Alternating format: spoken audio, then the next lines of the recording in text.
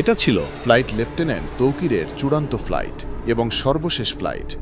Pilot Tauqir শেষ মুহূর্ত অবধি চেষ্টা করেছেন বিমান বাঁচানোর জন্য। কন্ট্রোল রুমে রিপোর্ট করে জানান যে তার বিমান আকাশে ভাসছে না, মনে হচ্ছে বিমান নিচের দিকে পড়ে যাচ্ছে। কন্ট্রোল রুম থেকে ইনস্ট্যান্ট রেসপন্স করে ইজেক্ট করার জন্য জানানো হয়। তৌকির বিমানটির সর্বোচ্চ ম্যাক্স স্পিড তুলে বেসের দিকে ছুটতে থাকেন। এর মধ্যেই কন্ট্রোল রুমের সাথে পাইলটের যোগাযোগ বিচ্ছিন্ন হয়ে যায়।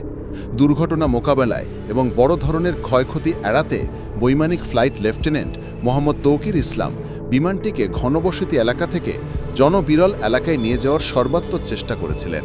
কিন্তু দুর্ভাগ্যবশত বিমানটি ঢাকার দিয়াবাড়িতে মাইলস্টোন স্কুল ও কলেজের দোতলা একটি ভবনে অনাকাঙ্ক্ষিত দুর্ঘটনায় বিধ্বস্ত হয়েছে।